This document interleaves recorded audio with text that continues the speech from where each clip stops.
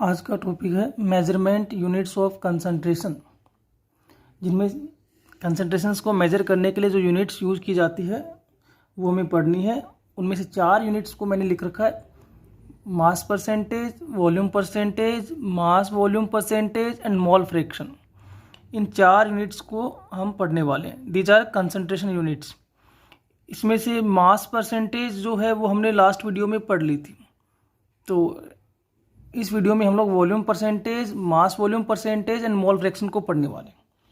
Mass percentage के बारे में थोड़ा सा मैं आपको रिवाइज कर देता हूँ। हमने लास्ट वीडियो में पढ़ा था कि मास परसेंटेज का मतलब हमें 100 पार्ट पे काउंट करना है ना। How much part of solute present in 100 part of solution. Percentage वाले मामले में हमें यही करना है कि क्या निकालना है, how much part of solute present in 100 part of solution. अब मास परसेंट है तो इसका मतलब हमें वेट पे बात करना। वेट की यूनिट क्या होती है? ग्राम, किलोग्राम। पर केमिकल्स हैं तो फिर स्मॉल यूनिट्स कहाँ मिलेना है? ग्राम। तो हमें बताना है कि amount of solute in gram present in 100 gram solution known as mass percentage. और इसके लिए हमने एक फॉर्मूला यूज किया था, याद है क्या आपको? इसका एक बेसिक सिंबल हमने लिखा था परसेंट W/W।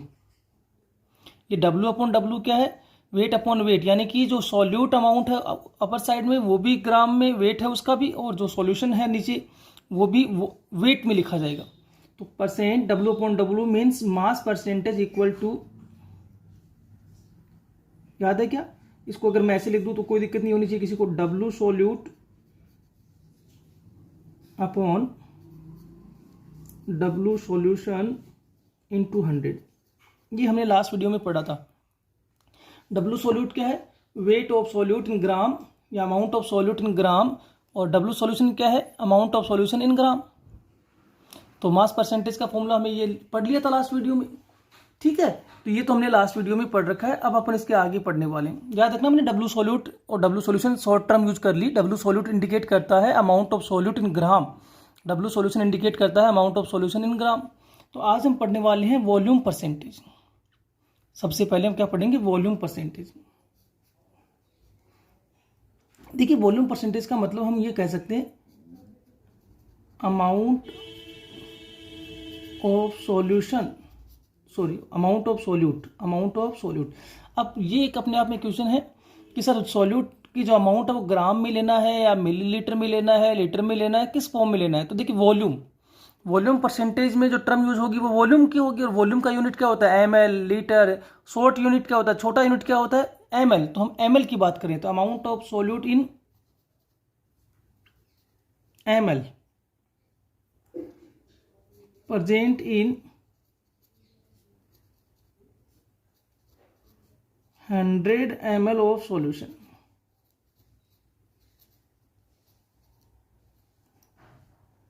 समझ गए बात को? Amount of solute in ml present in 100 ml of solution known as volume percentage. इसमें तो कोई कंफ्यूजन नहीं है। तो यानी कि ये यहाँ ग्राम में था, यहाँ ml में लिख दीजिए कि वॉल्यूम की बात हो रही है, ठीक है। इसको डिनोट किससे करेंगे? डिनोट करेंगे परसेंट। ऊपर यूनिट देखो, सॉल्यूट किस में है? ml में। वॉल्यूम का यूनिट है, नीचे भी किसका यूनिट है? वॉल्यूम का यूनिट है। तो percent V/V, it is denoted by percent V/V। इसमें कोई कंफ्यूजन नहीं होगा। तो हम वॉल्यूम परसेंटेज का डेफिनेशन तो हो गया amount of solute in ml present in 100 ml of solution. अच्छा, आप एक बात जानते हो कि ml यूनिट काम में ली है तो अमाउंट ऑफ सॉल्यूट क्या एक्चुअल में वॉल्यूम है? एक्चुअली तो ये वॉल्यूम है, तो हम ये भी कह सकते हैं volume of solute in ml present in 100 ml of solution, ठीक है। अब आते हैं इसके फॉर्मूले पे। तो इसका जो फॉर्मूला बनेगा वो देखिए, वॉल्यूम परसेंट इक्वल, तो एक तो लिख दूं मैं वॉल्यूम ऑफ सॉल्यूट या अमाउंट ऑफ सॉल्यूट, चलो जो भी लिखना चाहे एक ही बात है। अमाउंट ऑफ सॉल्यूट किसमें? ml में, अपॉन अमाउंट ऑफ सॉल्यूशन, ठीक है, वो भी किसमें? ml में। और परसेंट है तो ऊपर 100 से मल्टीप्लाई। तो कुल मिला के देखो, दोनों ये और ये सेम ही है, अब दोनों में डिफरेंस क्या, एक में हमने वेट यूनिट काम में लिए और एक में हमने वॉल्यूम यूनिट काम में लिए। बात वही है कि हम देख क्या रहे हैं, हम यही तो देख रहे हैं कि how much part of solute present in 100 part of solution. तो सॉल्यूशन के 100 पार्ट में सॉल्यूट अमाउंट कितना है वो हम कैलकुलेट कर रहे हैं, वो परसेंटेज है। अब वो परसेंटेज अगर मास की यूनिट में निकालेंगे तो मास परसेंटेज है, और वो अगर वॉल्यूम की यूनिट में निकालेंगे तो वॉल्यूम परसेंटेज है। पर एक बात याद रखना, चाहे मास परसेंटेज हो चाहे वॉल्यूम परसेंटेज हो, दोनों का ही कोई यूनिट नहीं होता। क्यों नहीं होता, देखिए यहाँ ग्राम अपॉन ग्राम तो कैंसिल हो जाएंगे, यहाँ ml अपॉन ml तो कैंसिल हो जाएंगी। जब ml से ml कैंसिल हो जाएगा तो कोई यूनिट नहीं बचेगा, 100 का तो कोई यूनिट होता भी नहीं है। तो ये है वॉल्यूम परसेंटेज। क्लियर होगी बात। तो वॉल्यूम परसेंटेज का डेफिनेशन इजी है कि amount of solute in ml present in 100 ml of solution known as volume percentage denoted by percent v upon v। फॉर्मूला आपके सामने है, पर आप एक बात पहले से भी जानते हो, मैं आपको फिर क्लियर कर देता हूँ। अमाउंट ऑफ सॉल्यूशन, ये जो वॉल्यूम ऑफ सॉल्यूशन है, ये कैसे निकालेंगे, तो हम ये कह सकते हैं ना कि याद है ना आपको, इसको अगर मैं शॉर्टर टर्म में ऐसे लिखूं कि वी सॉल्यूशन यानी कि volume of solution equal to, तो वो क्या आएगा, volume of solute plus volume of solvent. Correct है ना, ये सॉल्यूट प्लस वी सॉल्वेंट। तो यहाँ दोबारा अगर फॉर्मूला डेवलप करेंगे तो फॉर्मूला क्या बनेगा, इसकी जगह ये लिखा जाए तो बनेगा percent V upon V means volume percentage equal to volume of solute, तो वी सॉल्यूट शॉर्टर टर्म लिख दूँ ना अब तो मैं, upon V solute plus V solvent, जो कि इक्वल होगा किसके, वी सॉल्यूशन के इनटू 100। तो हम ये भी कह सकते हैं। रीड कैसे करेंगे, देखो वी सॉल्यूट क्या है एक्चुअल में, वी सॉल्यूट है वॉल्यूम ऑफ सॉल्यूट, या यूं कह दूं मैं amount of solute,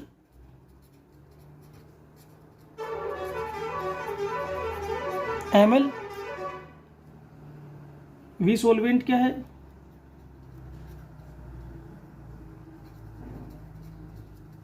amount of solvent, वो भी ml। अब ये अमाउंट की जगह अपन क्या यूज कर सकते हैं, जब ml यूनिट है तो वॉल्यूम लिख सकते हैं। तो ये वॉल्यूम ऑफ सॉल्यूट है और वॉल्यूम ऑफ सॉल्वेंट है। तो क्लियर होगी बात, यहाँ तक कोई कंफ्यूजन नहीं है। तो ये फॉर्मूला हो गया। अब देखो अपने क्वेश्चंस को देखते हैं।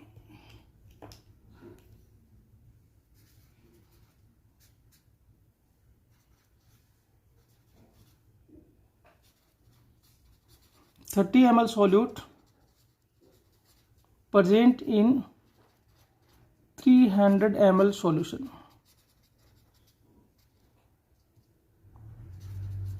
Calculate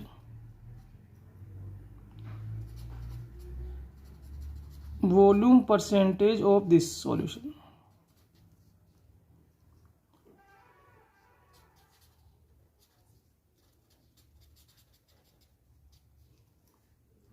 ठीक है, 30 ml solute present in 300 ml solution, calculate volume percentage.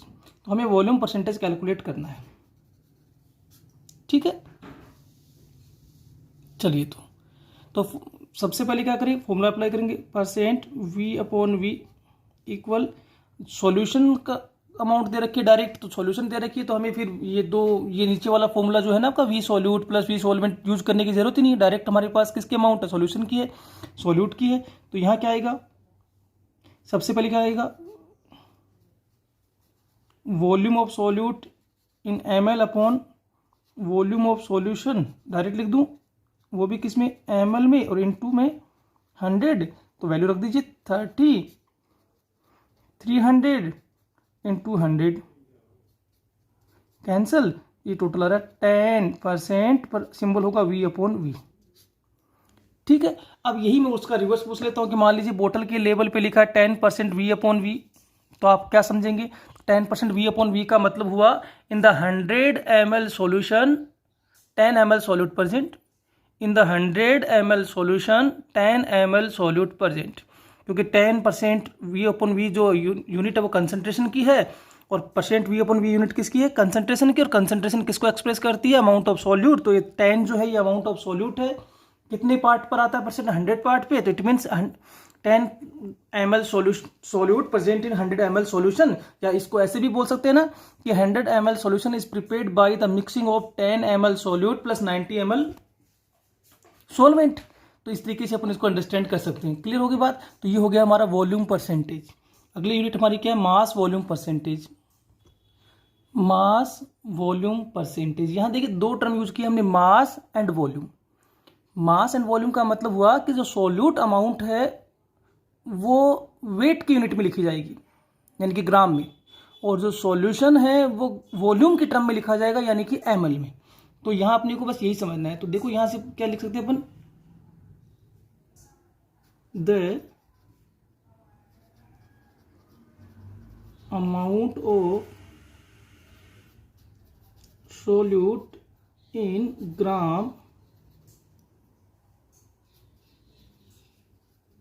present in 100 ml of solution called mass volume percentage। Easy है, ज़्यादा टिपिकल वर्क नहीं है, बात वही है 100 पार्ट पे कैलकुलेट करना है, पर 100 पार्ट जो सॉल्यूशन का लेना है वो वॉल्यूम की टर्म में लेना है, तो ml हो गया, और मास वॉल्यूम है इसका मतलब सोल्यूट जो लेना है वो मास की टर्म में लेना है यानी कि ग्राम में। तो amount of solute in gram present in 100 ml of solution called mass volume percentage. अब देखिए इसको डिनोट किससे करेंगे,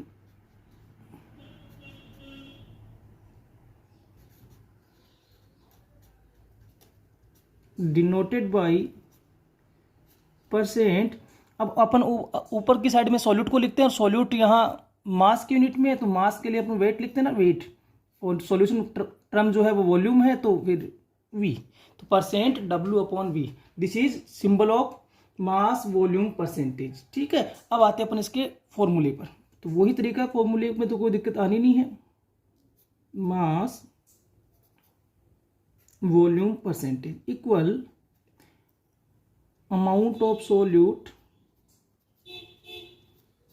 अमाउंट ऑफ सोल्यूट वो किस में होनी चाहिए, मास के टर्म में यानी कि ग्राम में, अपॉन वॉल्यूम ऑफ सॉल्यूशन या अमाउंट ऑफ सॉल्यूशन एक ही बात है, वॉल्यूम ऑफ सॉल्यूशन वो ml में, ml है इसलिए वो वॉल्यूम बोल दिया मैंने ना, बाकी अमाउंट ऑफ सॉल्यूशन बोल दीजिए एक ही बात है, इनटू 100।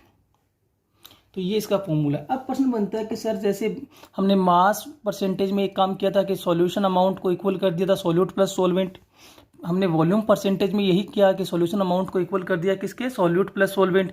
तो क्या यहाँ भी ऐसा कर पाएंगे, नहीं कर पाएंगे। क्यों नहीं कर पाएंगे, देखिए सॉल्यूशन की यूनिट क्या है ml, सोल्यूट की यूनिट क्या है ग्राम, तो जब सोल्यूट की यूनिट ग्राम में है, सॉल्यूशन ml में है, तो दोनों यूनिट क्या डिफर है, और दोनों यूनिट डिफर है तो अपन सोल्यूट प्लस सॉल्वेंट नहीं कर सकते। जैसे मान लीजिए आपको पता लग गया कि भाई मैंने मान लीजिए ये कह दिया कि 30 ग्राम सोल्यूट 75 ml सॉल्वेंट में मिला दिया हमने, 30 ग्राम सोल्यूट 75 ग्राम सॉल्वेंट में मिला दिया, सॉरी 75 ml में। ठीक है, तो 30 ग्राम प्लस 75 तो आपको इस तरह 105 नहीं, क्योंकि 30 को ग्राम है और 75 ml है, तो इन दोनों को मिलाने के बाद जो अमाउंट बनेगी वो ग्राम में लिखी जाएगी या ml में लिखी जाएगी, यही कॉन्ट्रोडिक्शन हो गया। दूसरी बात, कितना अमाउंट बनेगा ये हमें नहीं पता, क्योंकि ये कहीं नहीं होता कि 1 ग्राम इक्वल टू 1 ml, ऐसा नहीं होता।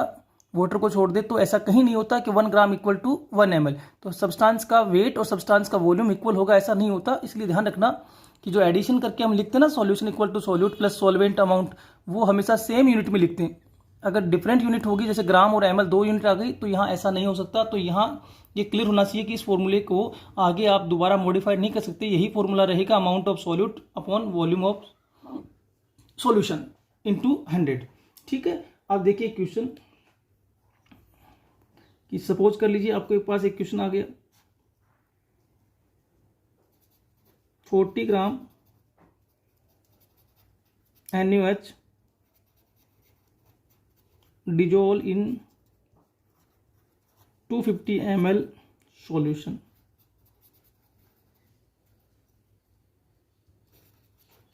calculate mass volume percentage. ठीक है, क्वेश्चन समझ में आ गया कि 40 ग्राम NaOH dissolve in 250 ml solution. देखिए यहाँ क्या करेंगे, 40 ग्राम NaOH किसके अमाउंट है, सॉल्यूट के अमाउंट है, लेसर अमाउंट सॉल्यूट की, सॉल्यूशन है ही, तो amount of solute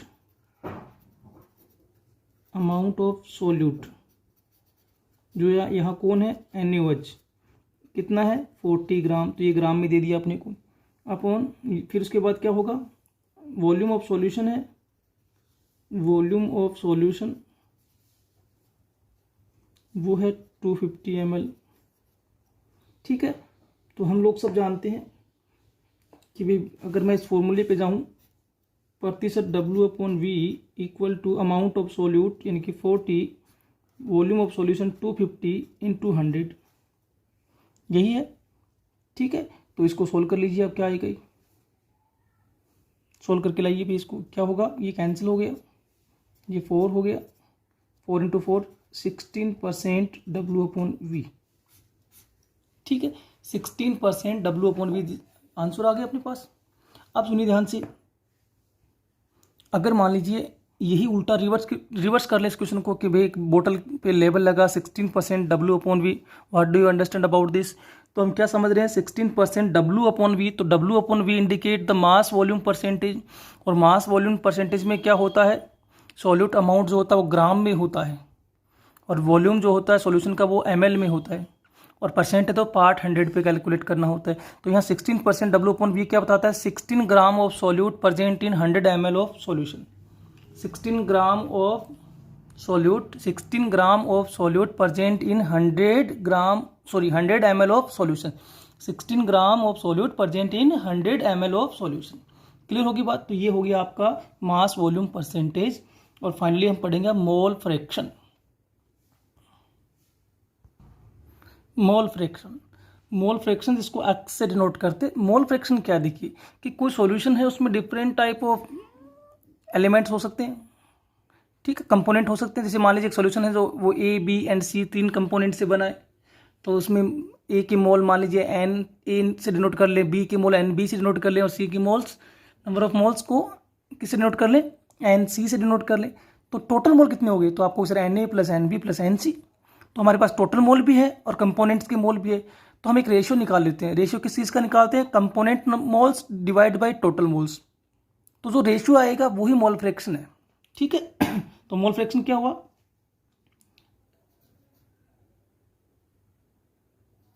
ratio of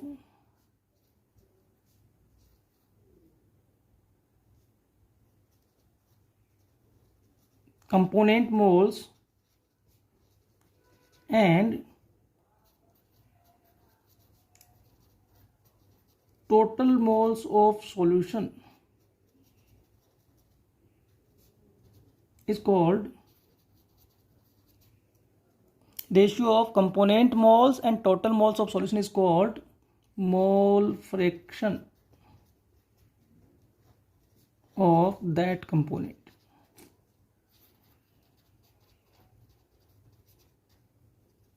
ये इजी है, जिस भी कंपोनेंट का मोल फ्रैक्शन कैलकुलेट करना है उस कंपोनेंट के नंबर ऑफ मोल्स को डिवाइड कर दीजिए total number of moles of solutions. समझ में आ रही बात, जिस भी कंपोनेंट का सॉल्यूशन में प्रेजेंट जिस भी कंपोनेंट का आपको मोल फ्रैक्शन निकालना है उसके नंबर ऑफ मोल्स को टोटल नंबर ऑफ मोल से डिवाइड कर दीजिए, तो आपके पास उस कंपोनेंट का मोल फ्रैक्शन आ जाएगा। मोल फ्रैक्शन को डिनोट करते हैं एक्स से। ठीक है, इसको अपन यूं समझ सकते हैं, देखिए सपोज ए सॉल्यूशन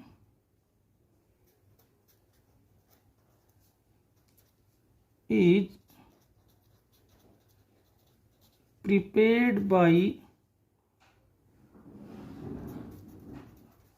3 कंपोनेंट। हम ऐसा मान लेते हैं कि ए solution is prepared by 3 components A, B and C।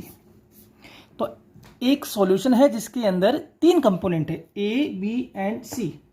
ठीक है, अब अपन यहाँ क्लियर कर दें कि A, B, C जो 3 कंपोनेंट है इसके नंबर ऑफ मोल्स हमें पता है।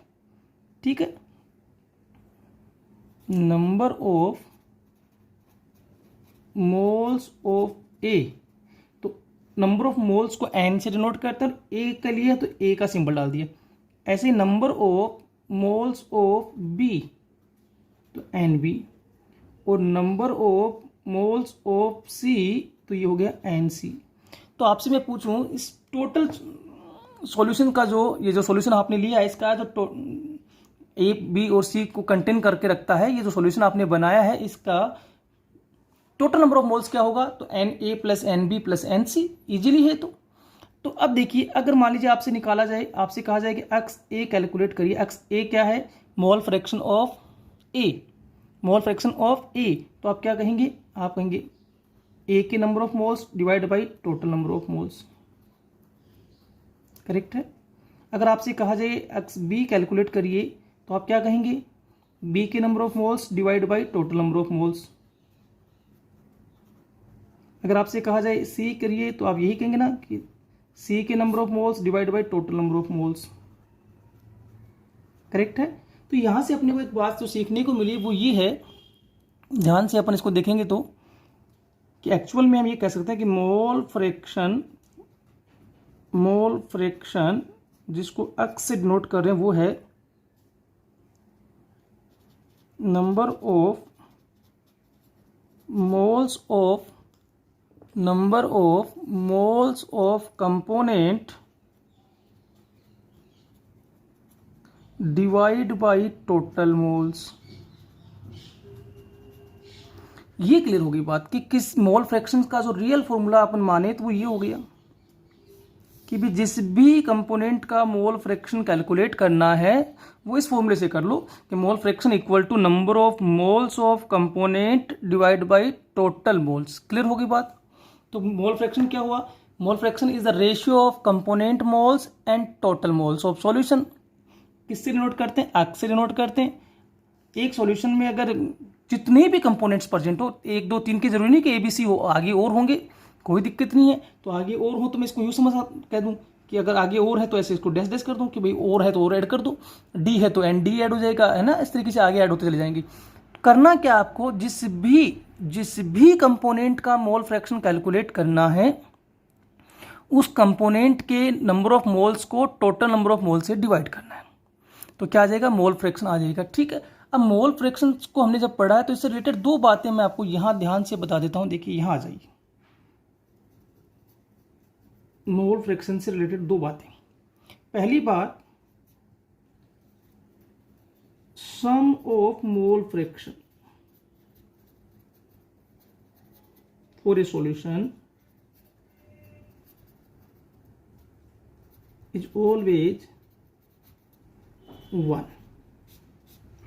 किसी भी सॉल्यूशन में कितने भी कंपोनेंट प्रेजेंट हो, XYZ कितने भी हो, उन सभी कंपोनेंट्स के मोल फ्रैक्शंस का जब आप सम करेंगे तो वो 1 आएगा। मतलब ये हुआ कि जैसे यहां हमने जो एग्जांपल पढ़ा उसमें 3 कंपोनेंट थे, तीनों के मोल फ्रैक्शन कितने थे, XA, दूसरा कौन सा था, XB, तीसरा कंपोनेंट XC। तो इनका जो सम होगा वो 1 होगा।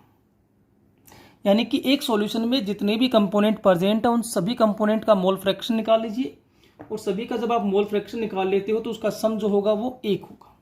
एक बात। दूसरी बात, मोल फ्रैक्शन निकालने के लिए हमें क्या चाहिए, नंबर ऑफ मोल्स चाहिए, है ना। मोल फ्रैक्शन को काउंट करना है तो हमें नंबर ऑफ मोल्स का रिक्वायरमेंट है, और नंबर ऑफ मोल जो है वो कैसे निकालेंगे वो देख लीजिए। नंबर ऑफ मोल n है वो निकालेंगे एक फॉर्मूले से,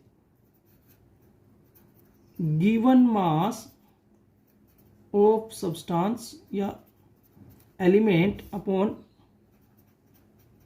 मोलर मास ऑफ सब्सटेंस। जो भी आपको दे रखा है, जिसका भी आप नंबर ऑफ मोल्स निकालना चाहते हो, उसके लिए ये फॉर्मूला यूज करेंगे। जिस भी कंपोनेंट का आपको नंबर ऑफ मोल्स कैलकुलेट करना है, अगर नंबर ऑफ मोल दे रखे हैं तब तो कैलकुलेट करने की जरूरत थी क्या, डायरेक्ट फॉर्मूले में रख देंगे number of mole. Number of मोल नहीं है उस केस में क्या करना पड़ेगा, उस सब्सटेंस के गिवन मास को मोलर मास से डिवाइड करना पड़ेगा। गिवन मास को अगर W मान ले और मोलर मास को तो कैपिटल M से लिखते ही है, तो ये फॉर्मूला क्या हो जाएगा, अगर मैं ये कहूं कि गिवन मास को W मान लें, और मास है ना वेट, और मोलर मास को कैपिटल M से डिनोट करते, तो फॉर्मूला क्या हुआ, N equal to W upon M। तो मोल निकालने का ये फॉर्मूला भी यूज करेंगे। अगर मोल नहीं दे रखे उस केस में कैसे निकलेगा mole, number of mole equal to given mass of substance divide by molar mass of substance. Suppose कर लीजिए, अगर मैं आपको यहां एक क्वेश्चन पूछ लेता हूं, चलिए ठीक है, और वो क्वेश्चन है 34 ग्राम अमोनिया अमोनिया, जिसका फॉर्मूला NH3 होता है। अब आपको क्वेश्चन में अमोनिया की अमाउंट तो दे रखी है, वो कितनी दे रखी है, 34 ग्राम। अब अमोनिया 34 ग्राम दे रखा है। देखिए अमोनिया का फॉर्मूला NH3, NH3 जो है उसमें एक N है, N का मास 14 प्लस 3 हाइड्रोजन इंटू 1, हाइड्रोजन का मास टोटल हो गया 17 ग्राम। तो ये इसका क्या है, अमोनिया का मोलर मास। अमोनिया का मोलर मास कितना है, 17 ग्राम होता है। निकाल लिया हमने। मोलर मास निकालना आता है ना, एटॉमिक मास होता है एक, तो फिर मोलिकुलर मास होता है। मोलिकुलर मास में क्या करते हो आप लोग, जितने भी एटॉमिक मास हैं उनको जोड़ दो। मोलिकुलर मास में क्या करते हैं, मोलिक्यूल में प्रेजेंट सभी एटम्स के मास को ऐड कर लीजिए। ठीक है, अगर वो AMU में या U में लिखते हो तो वो मोलिकुलर मास है, अगर वो ग्राम में इंडिकेट कर दें तो मोलर मास हो जाएगा। अब देखिए एक बात ध्यान से कि ये जो अमोनिया हमें जो क्वेश्चन में दे रखी है वो 34 ग्राम है, तो ये तो वेट है ना उसका, मोल थोड़ी ना, ये वेट दे रखा है। तो हमने क्या किया, मोलर मास भी निकाल लिया इसका। अमोनिया का पहले से पता 17 ग्राम, तो NNH3, NNH3 किसको डिनोट कर रहा है, number of moles of ammonia equal to W/M। तो W/M, तो W क्या है, गिवन मास 34, मोलर मास 17, तो कितने आ गए, 2। तो इस तरीके से हम लोग निकाल सकते हैं। तो यहाँ हमने अमोनिया का, इस क्वेश्चन में हमने क्या किया, अमोनिया के नंबर ऑफ मोल कैलकुलेट कर लिए। तो कहने का मतलब, अगर आपके क्वेश्चन में नंबर ऑफ मोल नहीं दे रखे और आपसे पूछा जा रहा है मोल फ्रैक्शन, तो आपको नंबर ऑफ मोल चाहिए। इसके लिए आप क्या करेंगे, नंबर ऑफ मोल निकाल लेंगे। कैसे निकालेंगे, given mass of substance divide by molar mass of substance is equal to number of moles of substance. उस सब्सटेंस के नंबर ऑफ मोल कैलकुलेट हो जाएंगे। तो इस तरीके से हमने आज 4 यूनिट को डिस्कस कर लिया। पहली यूनिट मास परसेंट, जिसका सीधा अर्थ है amount of substance, amount of solute in gram present in 100 gram of solution. फिर हमने वॉल्यूम परसेंट, तो वो उसमें बात वही आ गई कि amount of solute in ml present in 100 ml of solution. फिर हमने पढ़ा मास वॉल्यूम परसेंटेज, ये ध्यान रखना है, इसमें 2 यूनिट यूज होगी, यानी कि amount of solute in gram present in 100 ml of solution. और एक हमने पढ़ दिया mole fraction. Mole fraction is the ratio of number of moles of component and total moles of solution denoted by X। निकालने का तरीका वही है कि जिस भी कंपोनेंट का मोल फ्रैक्शन कैलकुलेट करना है, उस कंपोनेंट के नंबर ऑफ मोल्स को डिवाइड कर दीजिए टोटल नंबर ऑफ मोल से। एक बड़ी बात जो याद रखनी वो यही है कि किसी भी सॉल्यूशन के लिए मोल फ्रैक्शंस का सम हमेशा 1 होगा। और दूसरा हमें यह याद रखना है कि नंबर ऑफ मोल अगर नहीं दे रखे, उस केस में नंबर ऑफ मोल कैलकुलेट होंगे एक फॉर्मूले से, और वो फॉर्मूला है given mass of substance divide by molar mass of substance. ठीक है, अगले वीडियो में हम लोग इसके बाद जो बची हुई यूनिट्स हैं, जिसमें एक मोलरिटी है, एक मोलरिटी है, एक नॉर्मलिटी है, वो पढ़ने वाले हैं। Thank you.